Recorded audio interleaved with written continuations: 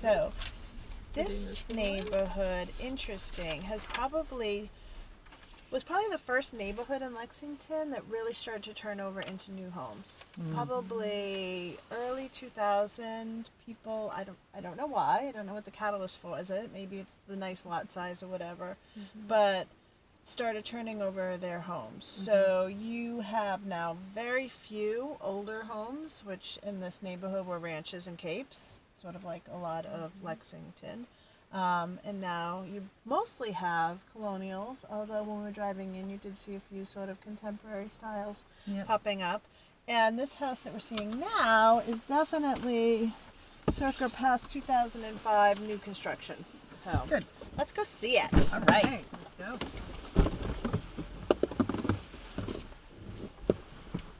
I'm Beth Sager, and I have managed to buckle into my car two fabulous ladies to help me with this endeavor. We were kidnapped.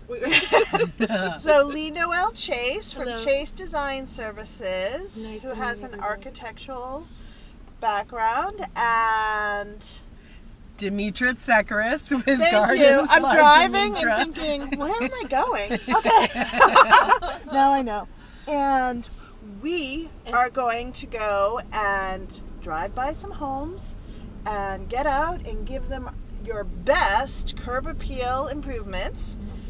And I'm excited. Yeah, and of it's course, gonna be Kyle is our sidekick Kyle. to. He's the pretty face. He's so pretty, and his coffee smells so good. All right. So what do you have to say? They've asked to be curbed. Okay, I'm gonna start.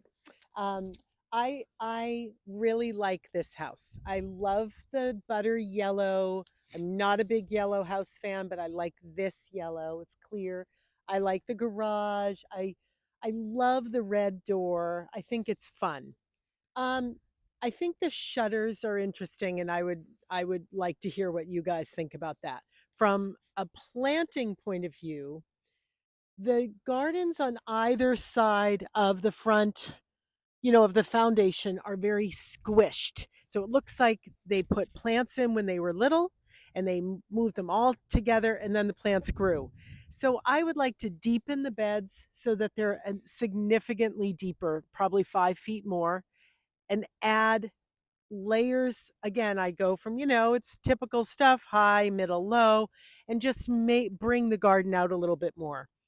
Um, I like I like this situation. I would like to point out that they're killing this tree because of the mulch, and that's something that is so common. I'm seeing it everywhere. Everywhere I look, I see it. So just to clarify, dig out that. Yeah, so a mulch volcano kills trees and a mulch bowl is the right way to go. But that's a pretty Japanese maple. They obviously love it. There's another Japanese maple there. I would encourage them now to just add more native plants if they can and remove some more grass, get that mulch situation handled there. And then that's all I think I have to say. you. This is a great house.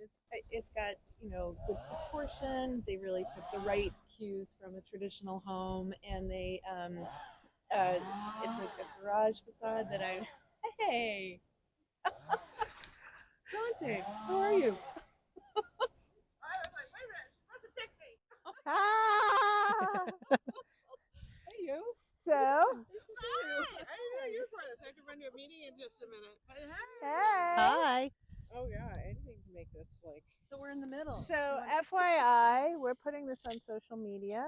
Are you okay being in it? Being in it. Well, because you're in it. Because you're in it. Because you're being filmed. You're on. So, okay. So they've only said really great things about your house. Well, the porch is really small. Our bushes are a little sad. Well, we But covered that. we welcome any input. Cool. So thank you. I'm going to Yeah. continue with the input. Right. So just to follow on what Demetra was saying, that the depth here, high, middle, and low for you is that way to get that layering. For me, it's about the depth. So I would extend the porch. If they were going to do any renovation to the front of this house, I would extend that porch and bring it out a little bit in front of the garage, and that would make it more useful and B, more welcoming. Yep. And you would do Agreed. both. And it would also keep the path to the porch from being this sort of like brick sliver right in front of bushes and make it, again, you'd have more space to make a curve and again, that would bring that path out into the yard a little. And honestly, I would just get a bunch of rhododendrons and really build this up. I think a more forested feel would feel nice to me. I don't know if that's the right plant, but I would love to see, they've got this straight sort of English hedgerow on the left here. So they've got all of this wonderful sort of perimeter border plantings there. And it just stops. It just stops at the corner. I'd love to see that kind of wrapping around and back with that porch. Kyle? Just a couple small things. If we're redoing the porch, I would change the columns designs just to, I guess, maybe be a little more square craftsman look, maybe. Good idea. If not, I would at least change out the onion lamps, which I'm usually a huge fan of, but like make them, I don't know why I want it to be more square than round on this house. So, Make it more transitional than traditional. right. That would make sense. So What do you guys think about the shutters? I'm not a huge fan of them. Do you have an opinion? I don't know that I like the color Yes. of them. I think go real or go home. Mhm. I feel that way too. Like You already have beautiful trim work. around the Right. So windows. why the green. shutters? I love the dark green that they are, Mm, but mm. these are clearly not functional, and I think that makes me itchier about them. Yeah. If they're Yeah. functional, if they're part of an historic house, that's a different thing. Yeah. You've got a 1920s cape, you've got the original shutters. I think Right. that's different. Here, I think you could probably let go of them. I am a sucker for the black windows on a butter yellow house too. So I think that would be beautiful. But again, I deal in plants. Yeah, I feel like it's busy Mhm. and it's a pretty house Yeah. without Pretty them. house. Some houses need shutters. I don't Some think this houses one need does. shutters, Yeah. So, Not this one. So if you did a porch, would you expand it all the way over, or would it just be in the same footprint, just come out? I would keep it here because I like that little hollow where those Yeah, two yeah. windows are. I want that to recede and be private. I want the porch to come forward and be more welcoming. And I also want something to be more further forward than the garage facade.